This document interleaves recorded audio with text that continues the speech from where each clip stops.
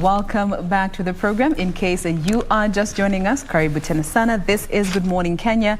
I am Jade Wamboy. Would love to know where you are watching us from this morning. So check in on our various social media platforms. The hashtag you can use on Twitter is Good Morning Kenya. Our official station handle is at KBC Channel 1 across the socials. We now want to get started with just a quick look at what the papers have for us today. As always, I have a copy of the Daily Nation. Not many stories have been featured here, but starting with the main read, it is harvest season. It is harvest season for the grand coalitions, given so many people, or rather most of the state officers and government employees as well have resigned and declared their intentions to run for the various elective positions. And of course, most of them have already associated themselves with the different political parties. And looking at the 19 government officials that had resigned by last evening, Azimio La Umoja has 10 of them who have declared they will be vying for the different seats with their ticket. UDA has 6 members have already associated themselves with that, and Oka has one individual, that is Wavinya Ndeti, who has identified with that political party. 2 are yet to make their political party known, but that will be done in due time. The other story is in concern to Joho, as he eyes richer pickings in the national stage, given he is a second-term governor, and critics are saying that most of his hopes lie with ODM leader Raila Odinga actually becoming the president, and therein he will stand a higher chance of getting a government position somewhere, given he has always been an adamant ODM and Raila Odinga supporter since the very first time he debuted into the political scene back in 2004. Moving on to education, CBC will be the end of cheating, says Magoha. CBC will be the end of cheating, given the practicality of this particular system compared to the 844. This will, kids will not be motivated to cheat because they will be enjoying what they are being taught in school, and as well as given assessment is done along the different grades and not just waiting for the grand final grade to do the exam, which will actually just cover about 40% of the entire curriculum. And finally, universities get 214 million boost from Treasury, and this will go to 9 particular universities and colleges to just help them in given we have been seeing higher institutions really struggling to make ends meet due to financial constraints. That is the front page of the Daily Nation for you this Thursday morning. Stephanie. Okay, good morning to you. I'm here with a star, so let's take a look at what's making the front page. There we have DP Ruto leads Kenya Kwanza campaigns in Trans Nzoia. That is the main story. That is not actually the main story there. The main story is how IEBC will spend 41 billion poll budget, and we have this on page 4. The IEBC has unveiled details of its 41 billion general elections budget. The commission estimated it would spend 2.6 billion to review the voter register and verify voters. This translates to 120 shillings per voter. And the review is expected to remove names of dead people who resurrect on the voting day and vote and then return to their graves. The commission is also expected to contract an independent firm to audit the voter roll. The final register is expected to be gazetted on May 2nd. And they've given a highlight of the budget, the IBC budget, which I'll quickly take you through. We have 5.3 billion, which has been assigned to information and communication technology, 2.7 billion for voter register verification and audit, 1.7 billion for voter education. We have 2.5 billion for poll official training. We have 648 million. That's for meals or during the election day for the officials. We have 186 million. That's million for tents. 7.5 billion for general election materials, 4.2 billion for legal and compliance services, 588 million for COVID-19 protocols, and 555 million for security, and lastly 6.1 billion for wages. So that's how they've distributed it. You can get more details when you get to the paper that is on page 4 and 5. To a different matter, we have tension as witness recounts Kenjakoma's brothers' last moment. These are the brothers who were sadly killed, alleged to be killed by police officers last year during the lockdown. We have this story on page 9 where a friend recounts the last day, and it's quite sad. The friend, who is John Jeru, who was the first witness to take the stand in the hearing of the murder case against the 6 police officers accused of killing Emmanuel Ndwiga and Benson Ndwiga. These are the Kenjakoma brothers. Say that they had just gone out. The 2 brothers were not actually drinking. There were 4 of them. The two brothers who were killed were not drinking. And then they got out of the club at around 10:01. And then that's where the 2 brothers met their fate when they were running actually away from the police officers, but the 2 brothers were caught and taken into the police car, and from there on we know what ensued from there on. So these 2 witnesses are giving an account of the last moments, and we're just hoping that justice will be served for this family.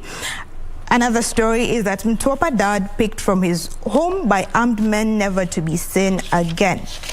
This is a man who was abducted just when he got to his home by some men who were already strategically positioned just before he came home. And his wife, who is Jamila Hassan Suleiman, says she's scared for her life and that of her 7 children. Well, the man abducted is Nasoro Mohammed Ali, who is 43. And the Star has learned that Mohammed, who's a carpenter, had previously been arrested on suspicion of being a member of Al-Shabaab. You can get the full story there on page 2. Also, on the front page, we have on Voices, we have Wycliffe Muga, who says, let elected leaders benchmark, something that they've been doing, but something that the citizens don't really like. So he supports the leaders, saying that they should be allowed to benchmark. We'll get into details later on. Doreen, to you. All right, so let's come to the PD. And even as public servants, CS and CASs got to resign on Tuesday, at least by Tuesday of this week, and this is for those who are vying for elective positions. The same has also been mentioned about teachers. This is by the Teacher Service Commission, and they've said for those that are seeking to vie for any elective positions need to follow what their counterparts are doing and also get to resign. And even as that is happening, at least there's a reprieve for MCAs.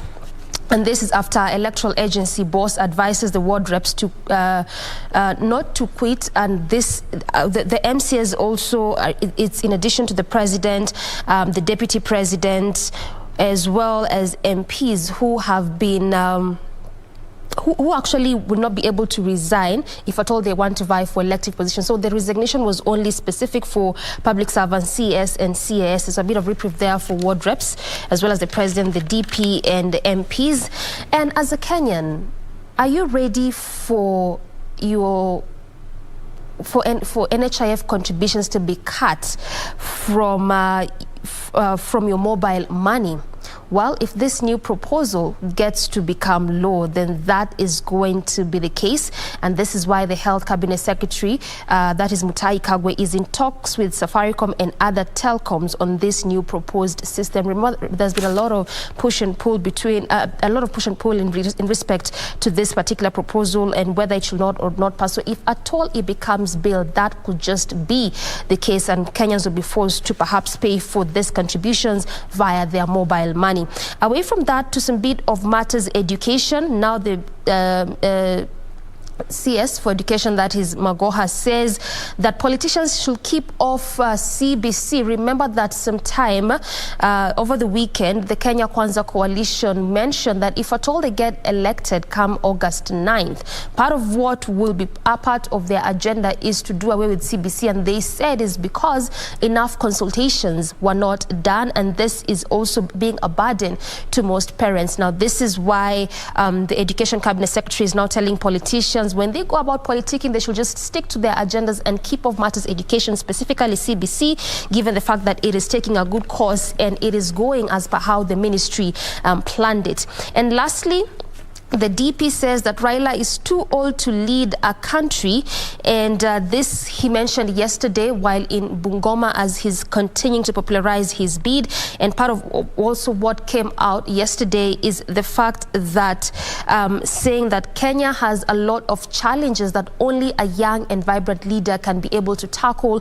and ensure Kenyans can be able to at least move past these challenges. And the former premier is not the best person to handle this. So that is how, that is what he said, and that is how the front page of the PD looks like. Ray. Being the 10th of February 2022, I have a copy of the Standard. The front page is all about politics and the 100 days left in Uhuru Kenyatta's tenure. According to critics, as well as critics of this government, as well as this particular scribe this morning, just goes further to detail what is on the president's slate with 180 days to go. They have termed it the last lap, from efforts to manage succession, cement his legacy, run affairs with a shrunk cabinet, and implementation of a final project. President is juggling so many balls in his last 6 months in office. What is on the president's agenda includes appointments. That is smooth running of government by filling posts that were left vacant following that directive by IEBC, those who are running civil servants and public officers who are running for elective office come August 9th. Legacy. You've heard the president one too many times saying that, yes, he's keen on having his legacy, you know, complete, so to leave something behind so that the history books do not judge him ill or wrong. So he has a legacy to maintain. Then also projects, remember one of them, or rather a major one, being the Big Four agenda, that is affordable housing, universal health care, food security, and manufacturing, so to speak. Election, ensure the polls are free and fair for peaceful and united country. Remember also the handshake has been quite pivotal in as far as the country's peace is concerned. And now the delicate twist and balance, matters of succession politics. Push to ensure that his preferred Azimio wing becomes the formidable force. All this has been captured on the front page of this particular daily. And talking about succession politics, the question is, why do Kalonzo and Mudavadi numbers matter? Why do they matter? Are they the proverbial kingmakers? Well, this follows the release of the IEBC voter numbers. Remember, registration is still ongoing, a little bit not mass, so to speak. It's going to be taking place in the 290 counties at the Huduma centers there. And now Wiper and ANC leaders emerge as the possible kingmakers who could determine Kenya's 5th president in the August 9th general election. Matters of exams and such when it comes to education also have found a slot on the front page of this particular daily, where the Cabinet Secretary, Professor George Magoha, maintains that the 2021 examinations are ready. Details are soon to follow. Then also matters of succession politics, looking at the county of Kisii. Now, in this particular article, clan and party to decide the next Kisii governor. The incumbent is none other than James Ongwae. Talking about matters of Safari Rally Classic that reaves off today, the East African Classic Safari Rally reaves off today, also has found itself on the front page of this particular daily. Remember, KBC Channel 1 news desk is going to keenly focusing on this and so much more. I'm Regina Manyara. I wish you a pleasant viewing ahead.